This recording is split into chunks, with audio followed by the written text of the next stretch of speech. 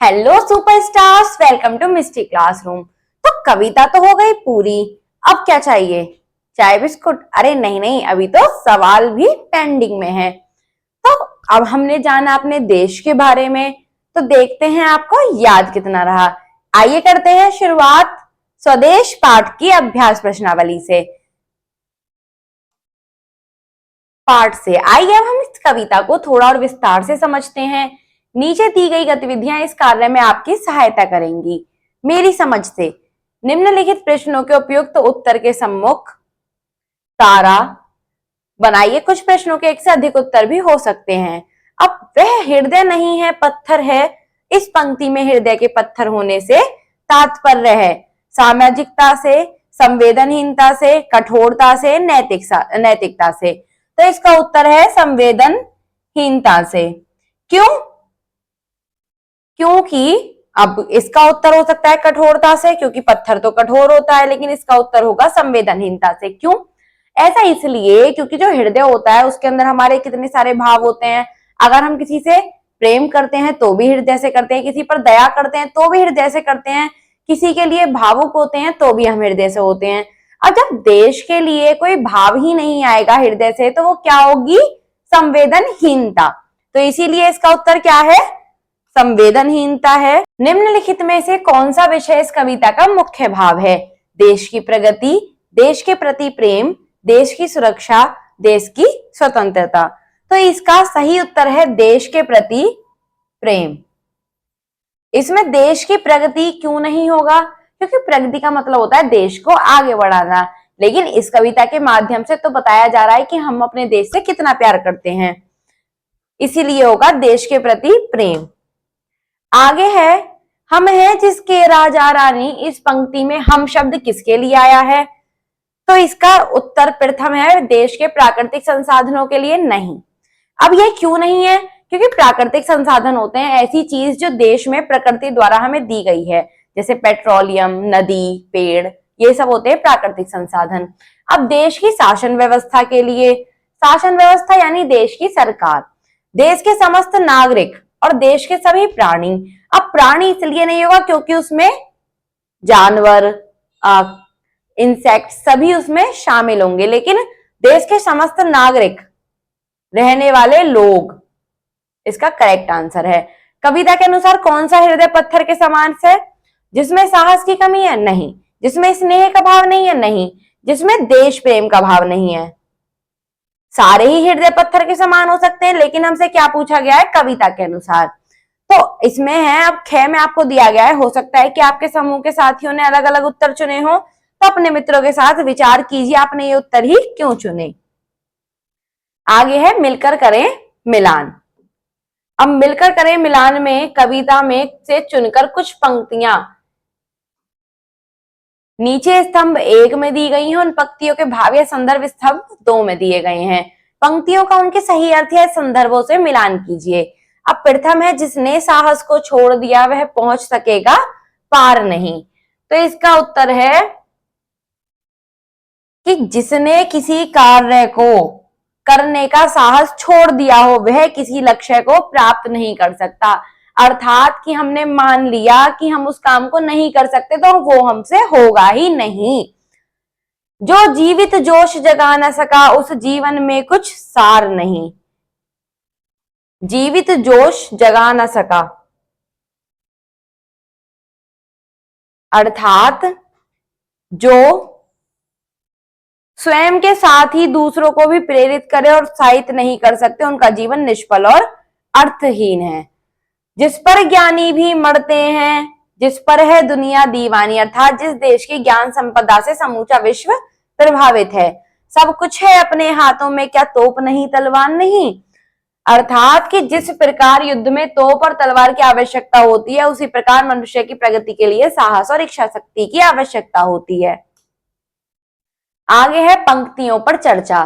कविता से चुनकर कुछ पंक्तियां नीचे दी गई हैं, इन्हें ध्यानपूर्वक पढ़िए और इन पर विचार कीजिए। आपको इनका क्या अर्थ समझ में आया? अपने विचार अपने समूह में साझा कीजिए और लिखिए। आइए देखते हैं प्रथम पंक्तियां। निश्चित है निसंचय निश्चित है जान एक दिन जाने को है, काल दीप जलता हरदम जल जाना है परवाने को।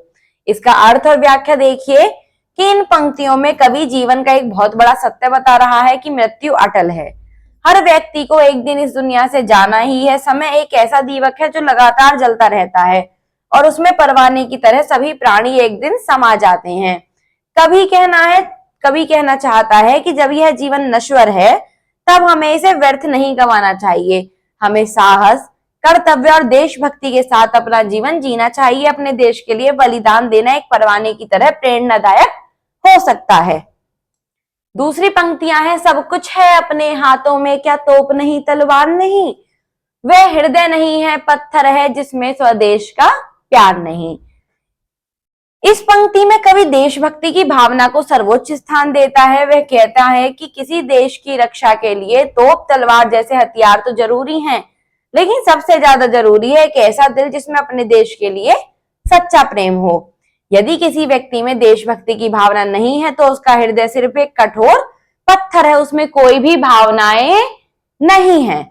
कभी यह समझा रहा है कि बाहरी शक्ति के साथ साथ देश के प्रति आंतरिक प्रेम और समर्पण भी जरूरी है। जो भरा नहीं है भावों से बहती जिसमें रसधार नहीं, वह हृदय नहीं है पत्थर है जिसमें स्वदेश का प्यार नहीं।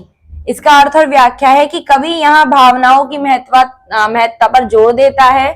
वह कहता है कि जो दिल दूसरों के सुख दुख को ना समझे, जो प्रेम और करुणा से खाली हो और जिसके अपने देश के लिए तनिक भी स्नेह या समर्पण ना हो, वह दिल असल में एक पत्थर की तरह है। एक सच्चा हृदय वही है जो भावों से भरा हो, जिसमें अपने देश के लिए आदर, प्रेम और सेवा का भाव हो। ऐसा हृदय ही समाज और देश के लिए उपयोगी होता है। आगे है सोच विचार के लिए। कविता को पुनः ध्यान से पढ़िए, पता लगाइए और लिखिए। हम हैं जिसके राजा रानी, पंक्ति में राजा रानी किसे और क्यों कहा गया है? हम हैं जिसके राजा रानी, पंक्ति में राजा रानी किसे और क्यों कहा गया? इसका उत्तर है कि इस पंक्ति में भारतीय नागरिकों को राजा रानी कहा गया है। कवि यह बताना चाहता है कि स्वतंत्र भारत में हर नागरिक स्वतंत्र है और अपने देश का शासक है। लोकतंत्र में जनता सबसे बड़ी होती है, इसलिए हर भारतीय नागरिक को अपने अधिकारों और कर्तव्यों पर गर्व होना चाहिए। संसार संग चलने से आप क्या समझते हैं? जो व्यक्ति संसार संग नहीं चलता, संसार उसका क्यों नहीं हो पाता? संसार संग चलने का अर्थ है समाज और दुनिया के साथ सामंजस्य मिलाकर बैठना। जो व्यक्ति अकेले रहकर या समाज से कटकर जीता है, वह समाज का हिस्सा नहीं बन पाता। ऐसे व्यक्ति को ना तो समाज की समस्याएं समझ आती हैं और ना ही वह समाज के लिए उपयोगी होता है। इसलिए जो संसार के साथ नहीं चलता, वह इस संसार का हिस्सा नहीं माना जाता। उस पर है नहीं पसीना, जो क्या है वह भू का भार नहीं। पंक्ति से आप क्या समझते हैं बताइए। तो इस पंक्ति में कवि कहना चाहता है कि जो व्यक्ति मेहनत नहीं करता, जो अपने कर्तव्यों से बचता है, वह धरती पर बोझ के समान है। ऐसा व्यक्ति समाज और देश के लिए कोई योगदान नहीं देता। हमें मेहनत और परिश्रम के साथ अपना जीवन जीना चाहिए ताकि हम अपने देश के लिए उपयोगी बन सकें। कविता में देश प्रेम के लिए बहुत सी बातें आई हैं। आप देश प्रेम से क्या समझते हैं बताइए। तो देश प्रेम का अर्थ है अपने देश से सच्चा प्यार करना। इसका मतलब सिर्फ नारा लगाना नहीं, बल्कि देश के लिए कुछ करना, देश की सेवा करना, ईमानदारी से काम करना और देश के नियमों का पालन करना है। देश प्रेम का भाव हर नागरिक में होना चाहिए, तभी देश प्रगति कर सकता है। यह रचना एक आह्वान गीत है जो हमें देश प्रेम के लिए प्रेरित और उत्साहित करती है। इस रचना की अन्य विशेषताएं ढूंढिए और लिखिए। तो इस रचना की कई विशेषताएं हैं कि यह कविता देशभक्ति की भावना को जगाती है, यह हमें कर्तव्य, परिश्रम और एकता का संदेश देती है। कविता की भाषा सरल और प्रभावशाली है जो सीधे दिल को छूती है। इसमें लोकतंत्र, स्वतंत्रता और आत्मसम्मान जैसे मूल्यों को महत्व दिया गया है। यह कविता युवाओं को जागरूक और प्रेरित करती है कि वह अपने देश के लिए कुछ करें। अनुमान और कल्पना से अपने समूह में मिलकर चर्चा कीजिए और लिखिए। यह हमको सोचकर बताना है कि जिसने की खजाने खोले हैं। अनुमान करके बताइए कि इस पंक्ति में किस प्रकार के खजाने की बात की गई होगी। तो इसमें खजाने अर्थात कि हम जिस भूमि पर रहते हैं, हम जिस देश में रहते हैं, उस देश ने हमें नदियां दी, उस देश की धरती पर हम उगे पले बड़े, उस देश पर उगे हुए हमने पेड़ पौधों से अपना जीवन व्यतीत किया, यानी कि उनके फल खाए, सब्जी खाए।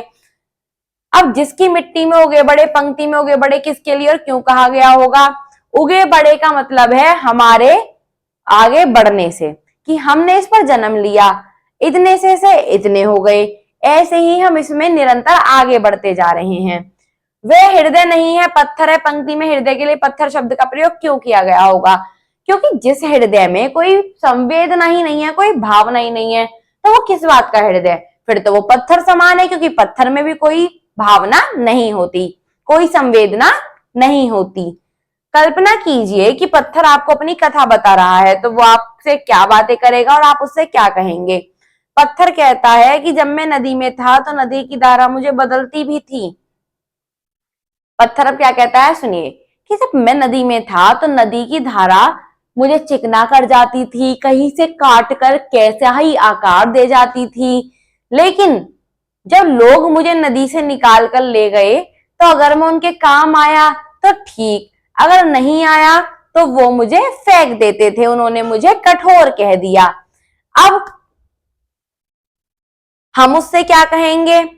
हम पत्थर से कहेंगे कि अरे पत्थर, तूने नदी का साथ दिया, नदी के साथ प्रेम से रहा, नदी के रूप में ढल गया, तब तक नदी ने तुझे अपनाया, और जब तू किसी इंसान के काम नहीं आया तो इंसान ने तुझे ठुकरा दिया। आगे है, देश प्रेम की भावना देश की सुरक्षा से ही नहीं बल्कि संरक्षण से भी जुड़ी होती है। अनुमान करके बताइए कि देश के किन किन संसाधनों या वस्तुओं आदि को संरक्षण की आवश्यकता है और क्यों। अब सबसे पहले देख लो तो जो देश का प्राकृतिक संसाधन है वो है पानी। अब अगर हमें पानी की कमी हो जाए तो ना तो कोई फसल जीवित रह पाएगी, ना ही हम जीवित रह पाएंगे, तो इसलिए हमें उसका संरक्षण करना चाहिए, उसको बचाना भी चाहिए, उसको सेव भी करना चाहिए। आगे है कविता की रचना। जिस मिट्टी में उगे बड़े पाया, जिसमें दाना पानी है माता पिता बंधु, जिसमें हम हैं जिसके राजा रानी। इन पंक्तियों के अंतिम शब्दों को ध्यान से देखिए, पानी और रानी। अब दाना पानी और राजा रानी, इन शब्दों की अंतिम ध्वनि एक सी है। इन विशेषता को तुक मिलाना कहते हैं। हम नीचे दिए गए प्रश्नों पर 5-5 के समूह में मिलकर चर्चा कीजिए, उनके उत्तर लिखिए, यानी कि आपको 5-5 बच्चों का एक ग्रुप बनाना है, उनके उत्तर लिखना है कि शब्दों के तुक मिलाने से कविता में क्या विशेष प्रभाव पड़ रहा है। कविता की लय बन रही है। कविता को प्रभावशाली बनाने के लिए और क्या क्या प्रयोग किए जा सकते हैं? इसमें लय बनाई जा सकती है और अलग अलग प्रकार के शब्दों का प्रयोग किया जा सकता है। आगे है भाषा की बात। शब्द से जुड़े शब्द, नीचे दिए गए रिक्त स्थानों में स्वदेश से जुड़े शब्द अपने समूह में चर्चा करके लिखिए, फिर मित्रों से मिलाकर अपनी सूची बनाइए। जैसे स्वदेश यानी अपना देश,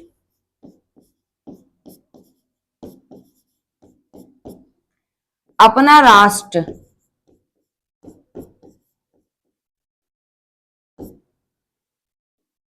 भारत, हिंदुस्तान,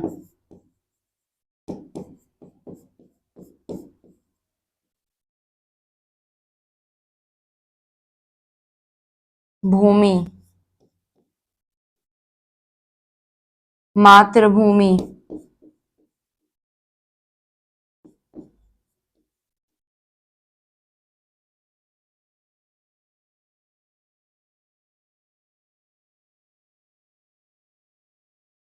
सोने की चिड़िया, क्योंकि पहले हमारे भारत को सोने की चिड़िया ही कहा जाता था।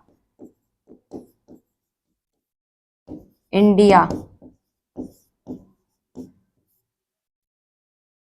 अपना राष्ट्र, अपना देश, भारत, हिंदुस्तान, भूमि, मातृभूमि,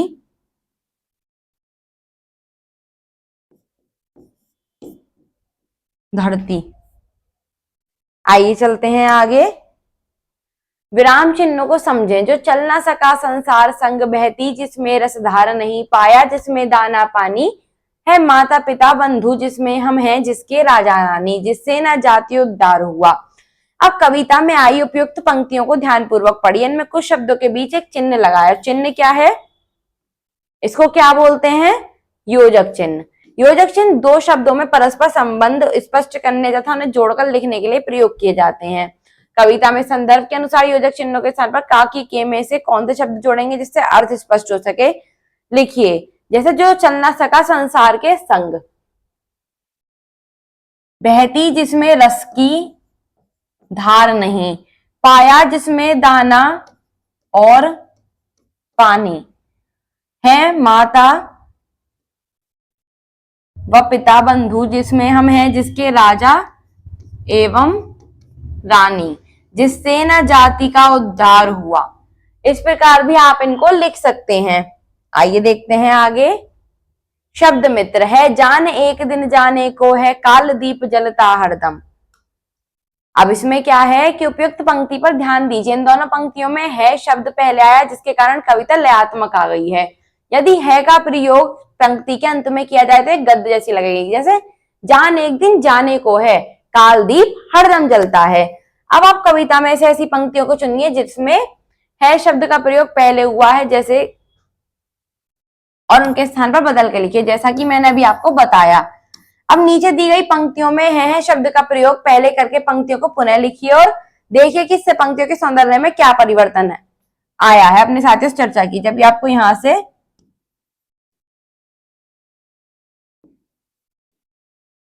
है जिस पर ज्ञानी भी मरते हैं, जिस पर दुनिया दीवानी, इस प्रकार लिखने की बात की जा रही है। आगे है कविता में से चुनकर कुछ शब्द निम्न तालिका में दिए गए हैं, दिए गए शब्दों से इनके समानार्थी शब्द ढूंढकर तालिका में दिए गए रिक्त स्थानों में लिखिए। जैसे भू, भू का अर्थ होता है धरा और पृथ्वी।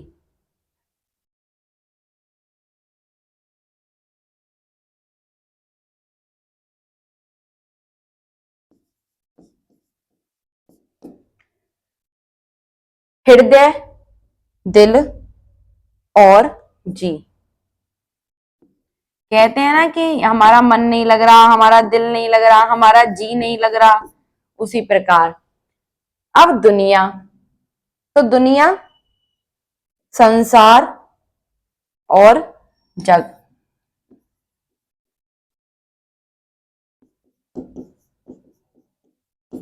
पत्थर, पाषाण और पाहन।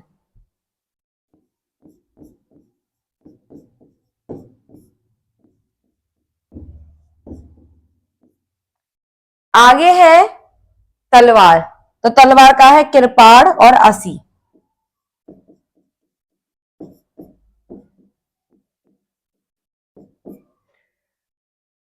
दीप, प्रदीप, दीपक।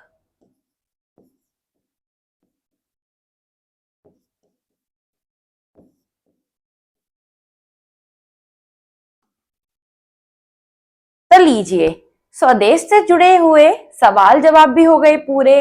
तो आपने ना सिर्फ स्वदेश को याद किया होगा बल्कि अपने आप पर गर्व भी महसूस किया होगा।